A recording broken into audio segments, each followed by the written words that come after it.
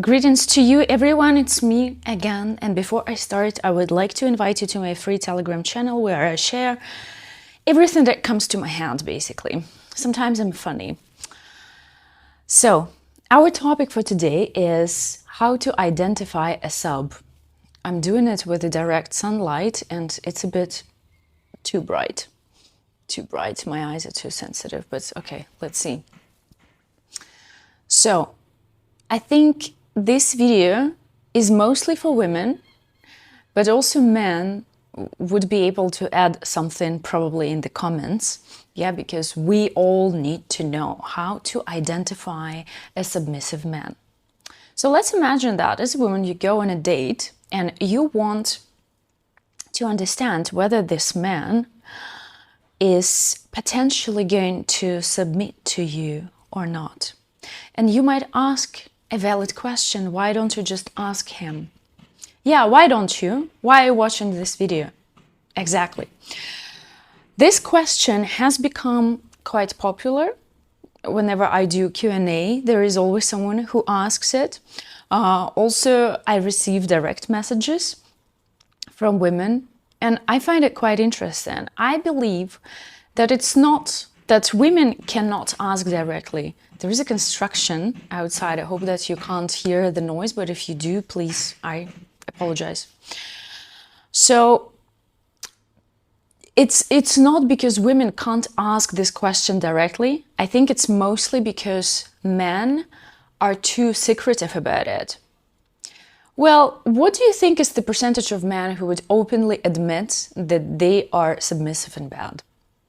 I've seen quite a lot, but only because I communicate to subs. Yeah, I can spot a sub in my daily life. Yeah, I can see them. Also, there is some little amount of men who would mention that in their dating profile. But I would say that the majority of men who admit openly that they're submissive are somehow connected to the kink scene, okay? And they can talk about it. But in comparison to the majority of men, or like in terms of all men who want to try some submissive stuff, this would be, again, a little percentage. Maybe it's changing, I'm not sure, yeah, you tell me. So often if you ask a man directly, on the first date, probably he wouldn't even share this information. Especially if he doesn't feel safe. Yes, men also need to feel safe. Because why would he share something that's deemed as, well, weak, humiliating, emasculating? Because men are way too concerned what you're gonna think about them. Yeah, what kind of image they're gonna have, unless it's a complete fetishist who is only looking for one thing. If a man is looking for, well, not necessarily a long-term relationship, yeah, but also just like dating experience, maybe he's not gonna tell you directly. And here is how you can still find it out. So when I go on a date and I'm not sure, yeah, and sometimes you can't be sure. Sometimes it can be, because again, being submissive is a spectrum. And it starts with just being a nice, chivalrous gentleman who likes to make sure that a woman is satisfied and pleased and happy, yeah, and he likes to do some service for her. And it can go to another extreme, such as being a hardcore masochist.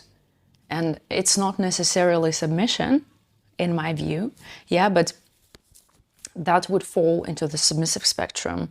A man in a diaper is also submissive. Yeah, it's, if we take this whole umbrella term, there can be like so many different variations about fetishes that men have. So when you ask someone, like, are you submissive?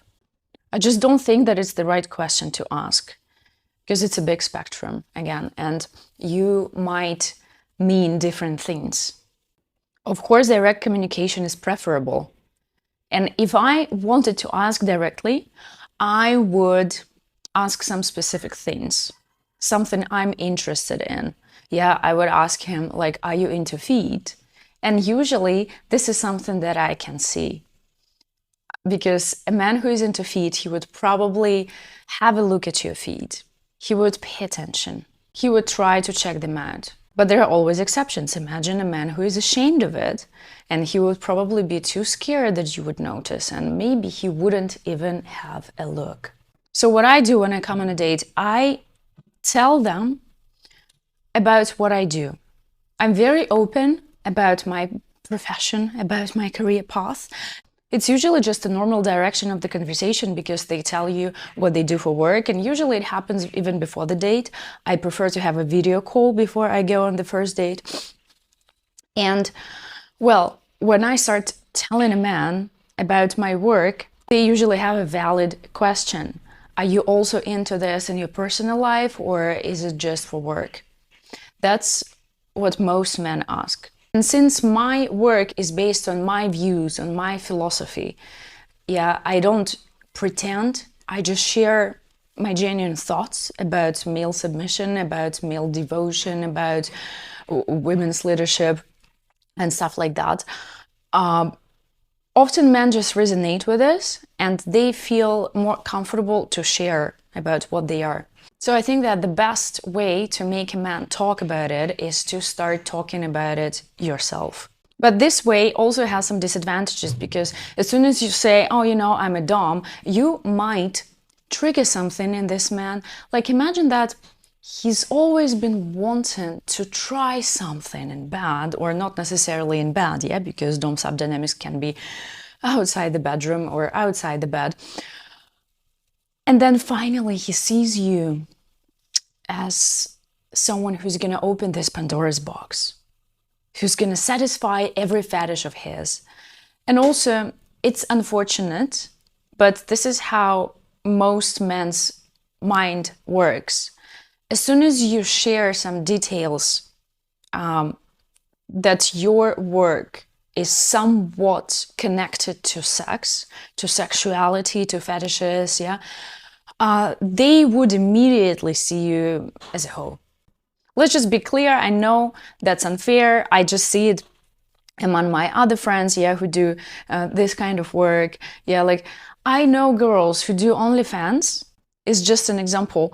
A girl who does OnlyFans is often not what you imagine in real life. Some of them are just like nerdy introverts.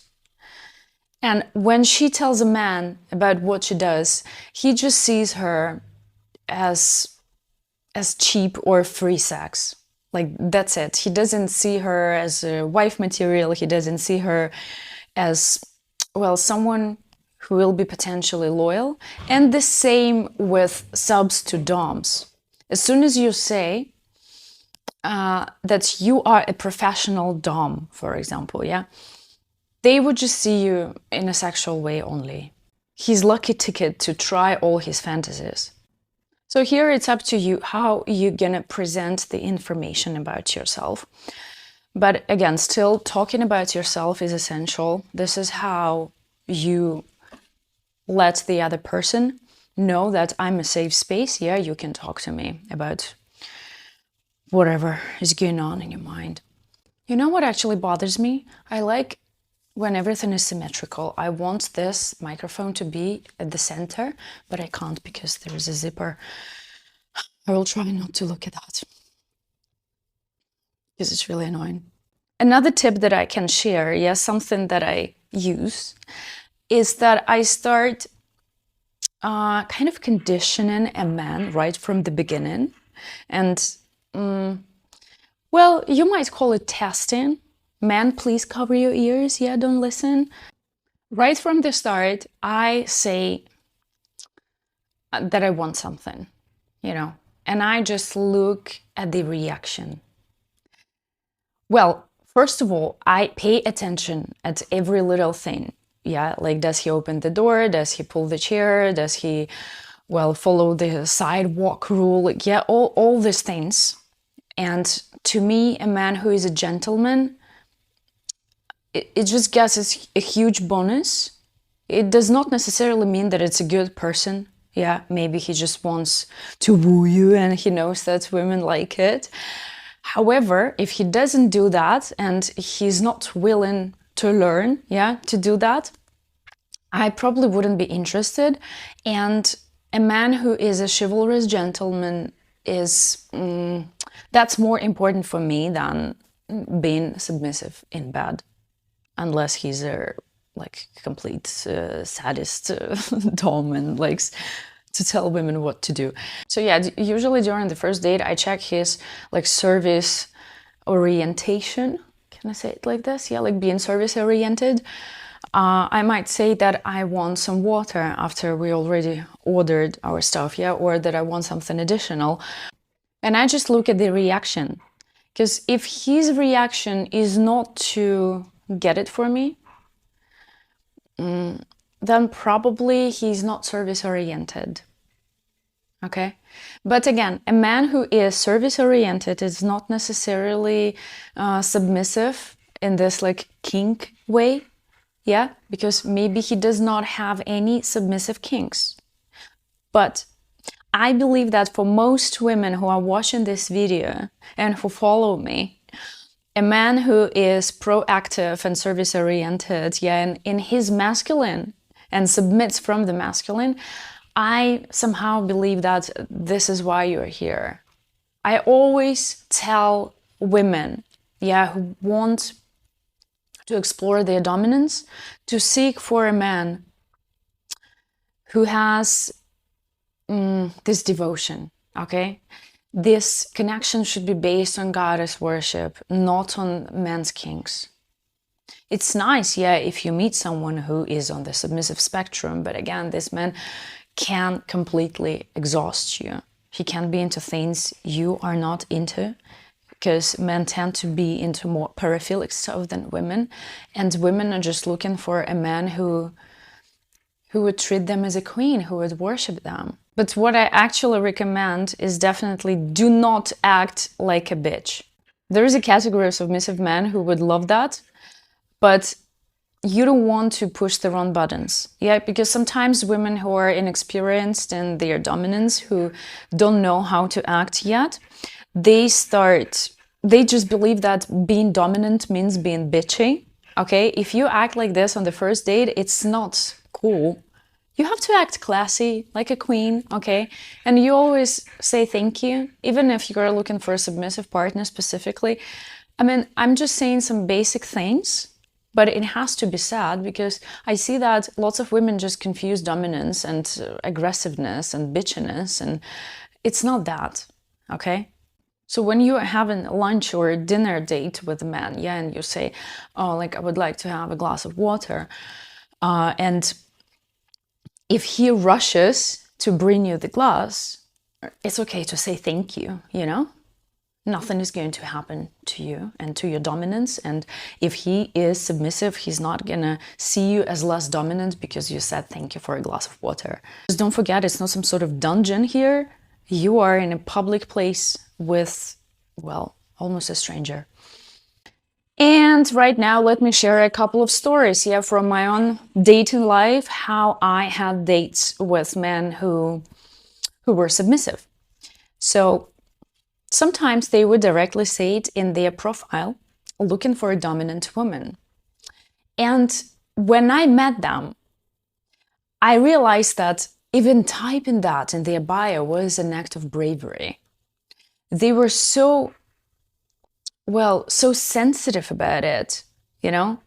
On the one hand, they were proud. At the same time, they were like, yeah, I'm about to delete it. And for example, after some time, I would stop talking and I would check their profile again. And I saw that lots of them just deleted that part. Well, maybe I traumatized them. Hopefully not. But I believe it wasn't because of me, because the cases were different, yeah? And so I was seeing, for example, yeah, spicy stories. I was seeing a submissive man who openly said that he was submissive. He was quite successful and he was younger than me. He was, I think, 25. And when we met, that was our first topic. Yeah, we started talking about this male-female dynamics, yeah, male submission, female dominance. Also, it's very important for me to make sure that we have the same political views or like social views. Yeah, I don't want a leftist. I don't want a woke person around me. Lots of kinksters are woke. I just always have to make sure that like he does not belong there and we have the same, like this mutual thing, because only kink cannot unite you, obviously. So yeah, we would talk about that, and then the first time when we started making out, it was at the beach at night on the rocks. I just like the whimpering part. And he was actually very service oriented. He cleaned my apartment. Yeah, he did everything around the house, and he washed my motorbike. That was quite nice. But what I didn't like is that he was quite passive and he just wanted to be ordered around. And that's not the type of sub I want all the time. So we had to part ways. Also, I have a few stories when men never identified as subs. Like, not at all, quite the opposite. Some of them actually thought that they were dominant. And when we started dating, their preferences changed. Because I just think that sometimes men don't even know what they want. I know that it sounds patronizing, but how do you like the taste of your own medicine? Men can be easily conditioned into what they like. When they are obsessed with a woman, yeah, when they fall in love, they would do anything. For most, yeah, like let's say good men. Of course, good, bad is a relative terms, yeah, but I'm not talking about assholes, right? We're just selfish and want themselves to be satisfied. So good men, they get pleasure only when a woman gets pleasure. So make sure that you pick a pleaser. Honestly, with all my various experience with men, I would say that it doesn't really matter what they say. Seriously. Because he can tell you, no, I'm not a sub because he's ashamed of it. And then you find out that he's actually into cuckolding, into feet, into crawling on the floor for you. That also happened to me not so long ago. And that was quite interesting. No, I'm not submissive. And then like a few minutes later, he says, I don't know, I want to get rid of this addiction. Yeah, like actually like this cuckolding porn, you know. That's such a common story. Like, I remember it was a while ago, like 3 years ago, a guy told me, like, but is it okay for you to date someone who is not submissive? I was like, yeah, sure. And then an hour later, after conversations, he says, yeah, I can't have an orgasm if no one hits my balls. Well, technically he's right. Because being a masochist does not mean being submissive, and he actually wasn't submissive, but still it was funny how they try to hide their fetishes. So the conclusion, check if he ticks the most important boxes for you, yeah, through this little test, and look for someone who is, again, service-oriented, is a pleaser. So that happens at the beginning, and then further, well, direct communication is still quite important. Here I'm telling you the boring stuff because you obviously came from manipulations and some tricks and some magic spells. Okay, share your thoughts in the comments down below. And I also want men to tell us if you are open about your submission right from the beginning. If you tell women what exactly you are looking for and when you share this information, because I know that many make this mistake and you live in unhappy marriages where your needs are disregarded or where you still can't even talk about it to your wife. Anyway, that's it for today. Follow me everywhere and stay sane.